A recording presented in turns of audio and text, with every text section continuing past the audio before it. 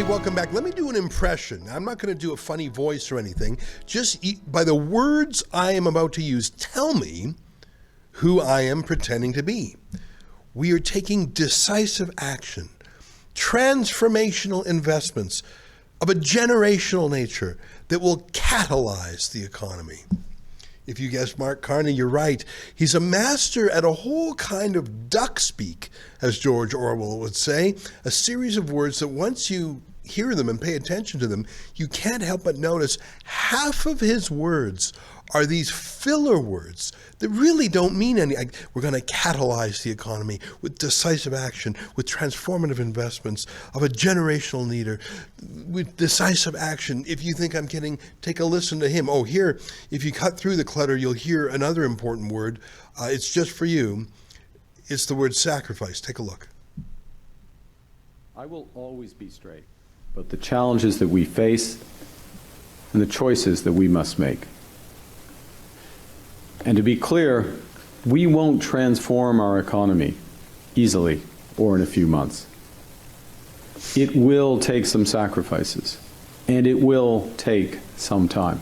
Well, there you have it. Some sacrifices and some time. Certainly not for the government class, but for you, Canadian. Joining us now to talk about that excerpt, which was from a larger speech last night, is our friend Franco Terrazzano of the Canadian Taxpayers Federation. Now, that was a pretty short clip.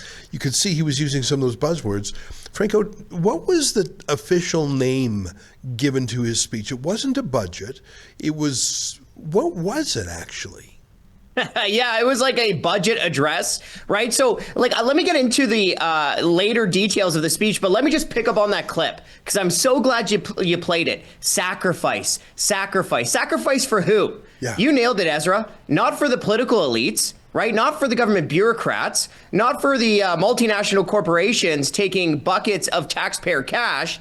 No. Sacrifice for Canadians. Well, Ezra, let me tell you a little story. When I moved out here to Mordor, aka Ottawa, from Calgary, I couldn't believe just how much of a bubble the political bureaucratic class in Ottawa live in. Like, newsflash for everyone on Parliament Hill, Canadians have been struggling for many, many years. Struggling with the cost of living crisis, largely fueled by government taxes and money printing and borrowing. Okay, Canadians all across the country are having a difficult time ever even dreaming of owning a home. Or what about the young family who has no idea how they're going to afford groceries, fueling up their cars to get to work, or even baby formula, right? Canadians have been struggling for a very long time. How about these politicians prove that we're all in this together and they themselves sacrifice for a change? One of the things that strikes me whenever I listen to Mark Carney is he sounds like he's still acting as the chairman of Brookfield Asset Management. So he says, we are going to build a stronger economy, and I as Prime Minister am going to go and visit other countries, and I'm going to create economic opportunities, as if he is still the generator of wealth, which is, I presume, what he was supposed to be at Brookfield. He says he, and he alone, through his secretive process, will create these national projects. One of his ministers said 10 of them have been approved, but actually none of them have been announced. I just think he believes in a centrally planned economy. He doesn't believe in letting the oil patch have a run at things. I feel like I'm listening to an investor, and he actually is that. He still has 600 different stocks he holds. I don't think he understands the role of a prime minister. I think he thinks he's the chief investment officer or something, but it's not his money. No, it's not his money, right? And look, when these politicians are spending your money, not their own, you might as well just send them to the casino, right? We're already seeing how, over the years, corporate welfare has been such a disastrous deal for Canadian taxpayers. But let me build on that here for a second, right? Because, number one, the government is not the solution. The government is the problem. Regulations, taxes, driving away investment. It is so hard to actually create a business and grow jobs here in Canada because of all these government regulations and taxes in place. And Ezra, let's just call a spade, right? Essentially, for the last decade, the government has been trying to spin Canadians that it can create wealth out of thin air by spending other people's money. Well, like, how has it worked out, folks? Like, just ask yourself, right? The government has been spending all-time highs for a long time.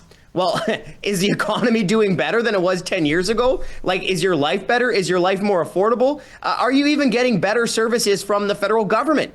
I think most Canadians, Ezra, are going to agree with us. And the answer to all of those questions is no. So how about the government stop trying to spend more money on everything forever and actually cut spending, regulations, and taxes and let job creators get to work? You know, Franco, I saw some bad news.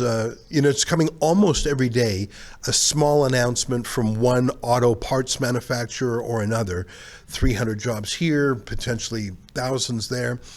And it is dawning on me, and I say this very unhappily, that I do think Donald Trump is going to follow through on his plan, or you could call it a threat, to relocate the American auto industry south of the border.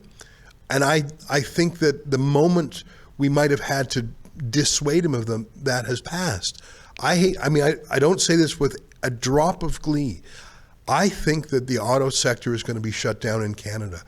And it's because there's no electoral college votes in Windsor or for Donald Trump. And I think that maybe we had some time to deal with it. Carney's been PM for about, 220 days. And I think he's been tone deaf. I think he's been prickling the Trump administration for personal reasons. I am worried that the auto sector is going to be shut down. What do you think? Do you think, like, at the end of the day, they are going to go where they have to go to be able to sell into the U.S. market? I just don't think the Canadian market is large enough to sustain those auto factories. You know, Ezra, let's really just be honest with ourselves and everyone, right? Like, we have, including the Prime Minister, so you, me, your audience, everyone listening, including the Prime Minister of Canada, have very little control over the White House does, regardless of what administration is in power. What do we have control over?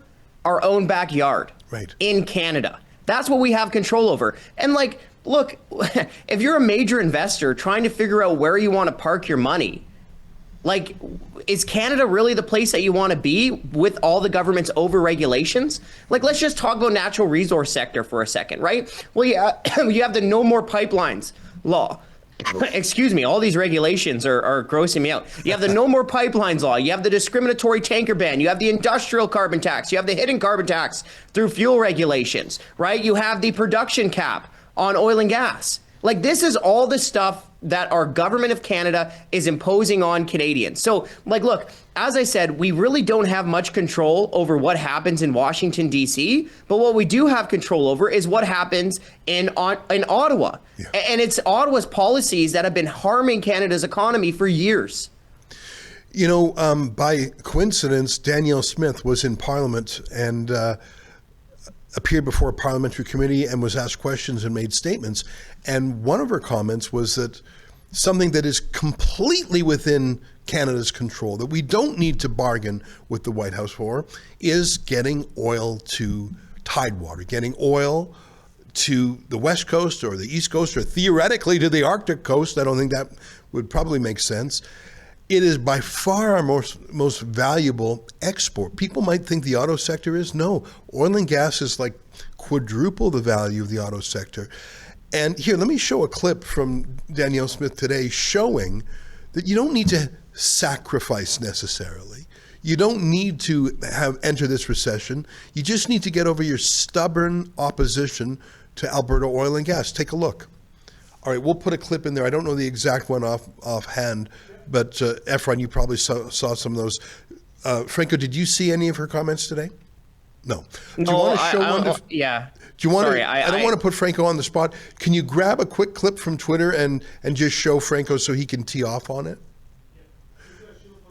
Yeah, Sheila posted. If you can wait 1 second, we'll just play one for you right now, Franco, so you can react to it. Okay? Do you have a couple minutes? Yeah. Okay. Because, I mean, talk about a juxtaposition. You've got Smith saying, we're ready to sell. No, I also love your point that we actually don't need to sacrifice, so I can also hit on that as well. Yeah. That was such a good point.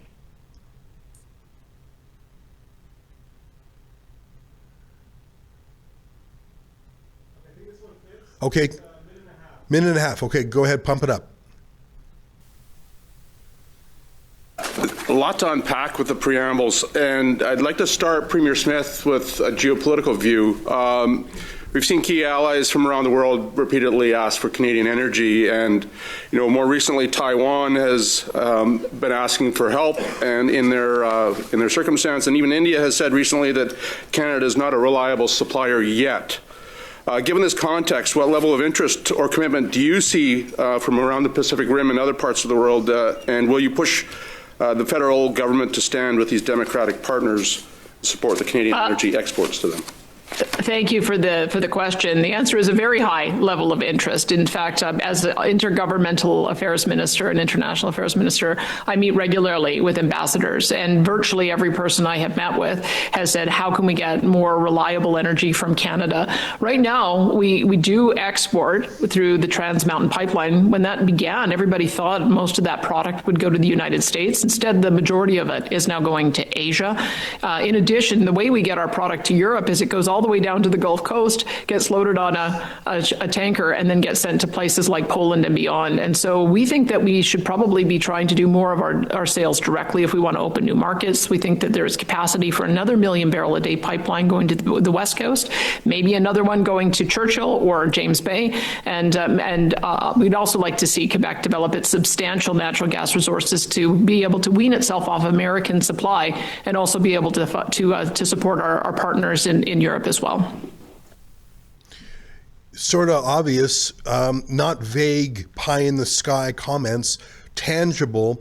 Frankly, the Keystone XL pipeline could probably be restarted with the shortest notice of all of them, because they've actually built a fair bit, including the part that crosses over the border.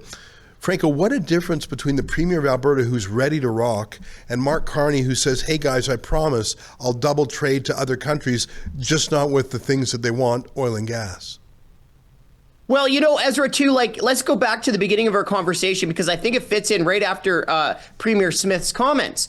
Actually, the solution would actually mean less sacrifice for Canadians, right? Government getting out of the way, repealing Bill C-69, the No More Pipelines law, the discriminatory tanker ban on the West Coast, and just let job creators to build these major natural resource projects, right? That would create thousands of jobs. That's, billions of dollars in extra government revenue that we could use to build more hospitals, to build more schools, to fix the potholes, to have room to lower taxes. So actually, the real solution here would actually mean less sacrifice from Canadians, more job creation, more wealth. What it would mean, though, the real solution would mean sacrifice from government bureaucrats, right? Less government bureaucrats to enforce all these different regulations and taxes. And it would have to actually take some honesty and some humbleness from the politicians to actually admit that the real problem is them and they need to get out of the way.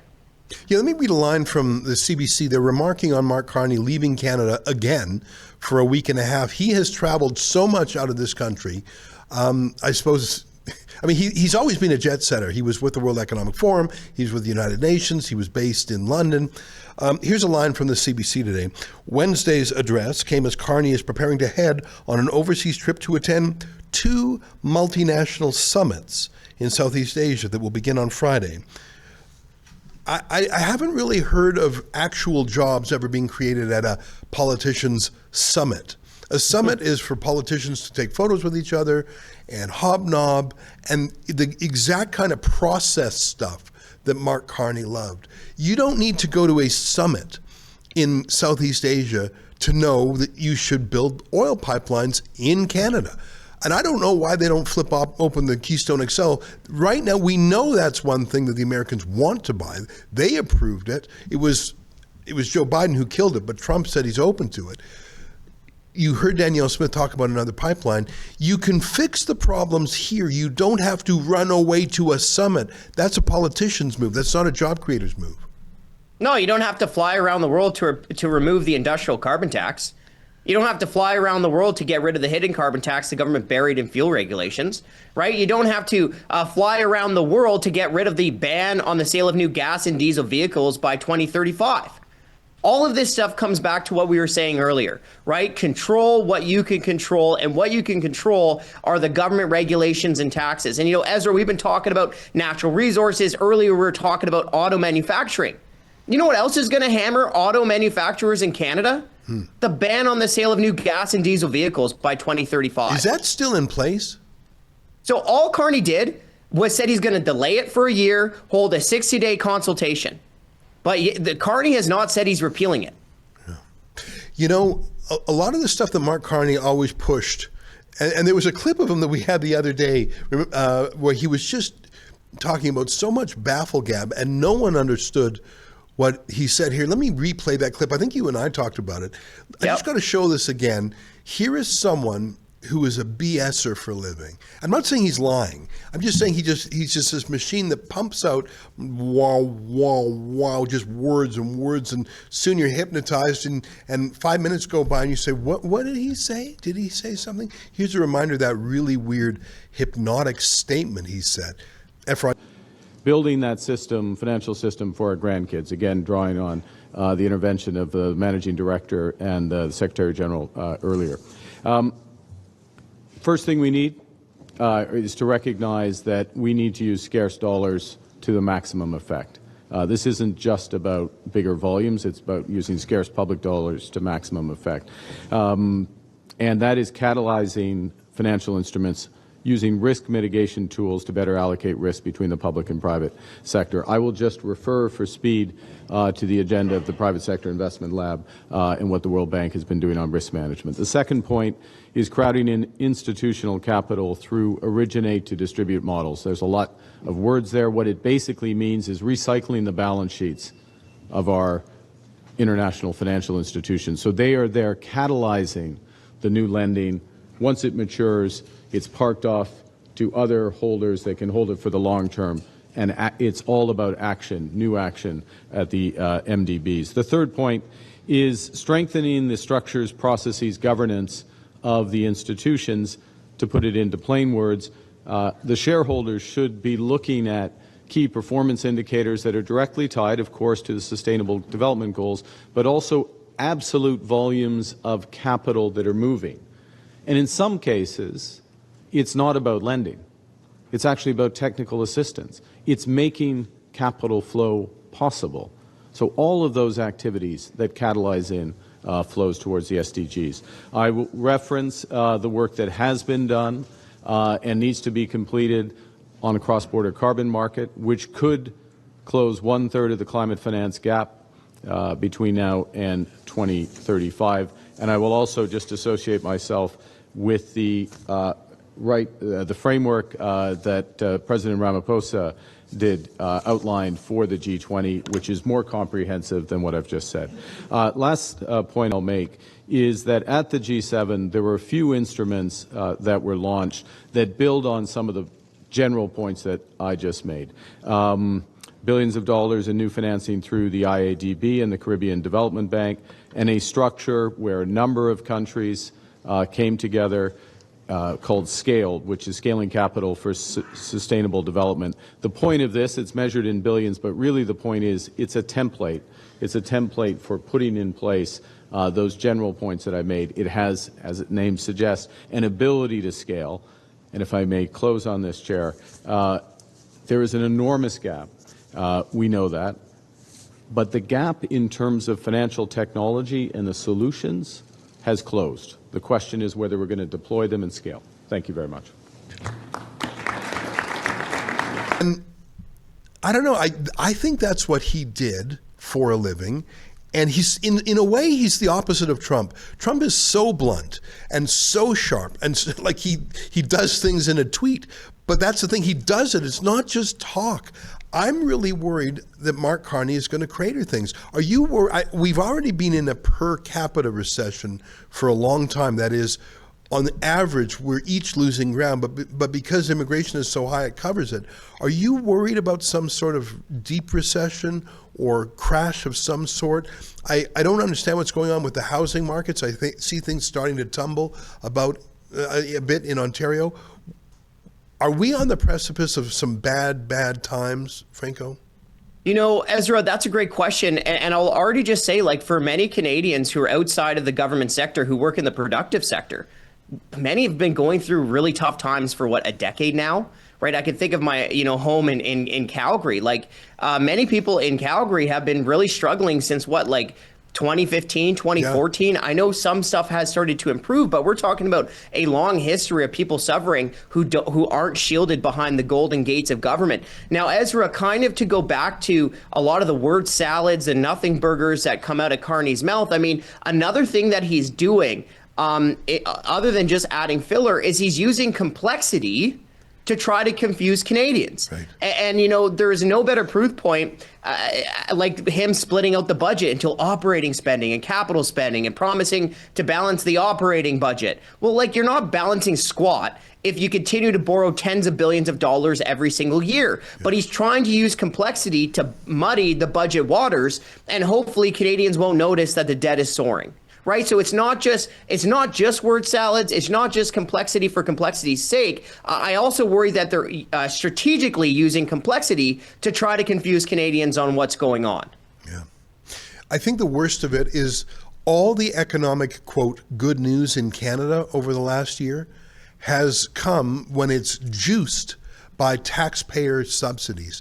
Whenever you hear good news, a factory's opening, or good news, electric vehicle batteries, it's always government subsidies. I see that Evan Solomon, the new AI minister, as if Canada is ever going to be a player in that game. He's making new announcements about AI. None of them are organic. None of them are companies saying we really believe in the economy up here.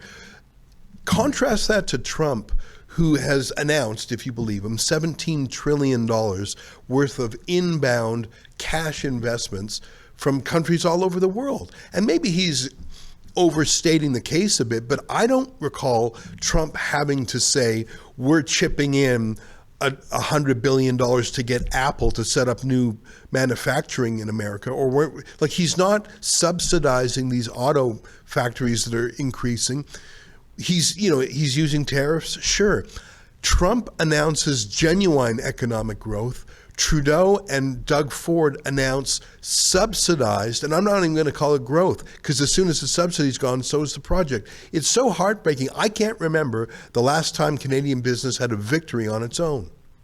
Well, look, the only strategy, if you can call it that, from the government of Canada over the last little while has just been corporate welfare.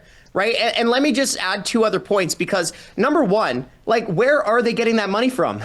Right. That money doesn't fall from the sky. That money is first taken out of the economy, right? Taken from actual entrepreneurs with their own skin in the game who are providing services and goods that consumers actually want to buy, right? So the government is taking money from our small businesses, our businesses, and just individual Canadians, and then giving buckets of cash to these multinational corporations. So number one, it's not like the government is creating prosperity, right? At best, it's a shell game. But it's all, in all likelihood, much worse than that. But number two, Ezra, on juicing the economic numbers, well, guess what else juices the economic numbers? Government spending and government bureaucrats, right? We've talked about this so many times, the government adding 100,000 extra bureaucrats over a decade, and that's just the federal government alone, right? You can go to provincial governments, municipal governments, and their massive bureaucracies there. Well, that also juices the economic numbers. Yeah. I'm really worried about things. By the way, I mentioned Evan Solomon. He used to work at the Eurasia Group in New York City, along with Gerald Butts, along with Mark Carney's wife. And I'm worried that the same advisors who got us into all these troubling schemes with wind power and subsidies are actually still the brains trust for Mark Carney. I mean, it's the same mindset, the same government knows best, managed economy, stakeholder capitalism that the World Economic Forum was famous for. In a way, I think it's actually qualitatively worse than under Trudeau. I hope I'm wrong, but I don't think I am. Franco Terrazzano, great to catch up with you, and hopefully we're wrong. Hopefully things will get brighter, but I really just don't see it. I don't see why anyone would open a factory in Canada as opposed to America if they could. And I don't say that with a trace of happiness. I just think that everyone sees which way the two countries are going. Last word to you, Franco. Well, hey, Ezra, one day I hope to come on your show and not be a total rain cloud, right? But look, the fight is not over, folks. Don't feel too pessimistic. I mean, we do have to keep pushing back. Democracy is a participation sport. And, I hear some people say, I don't care about politics. Well, you got to care, folks, because even if you don't care about politics, they sure do care about your money and your wallet. Yeah. Well, thanks for keeping up the fight. And we trust you because, like Rebel News, you take no government money, and it shows. Franco Terrazzano, keep it up. Hey, thanks, Ezra. All right.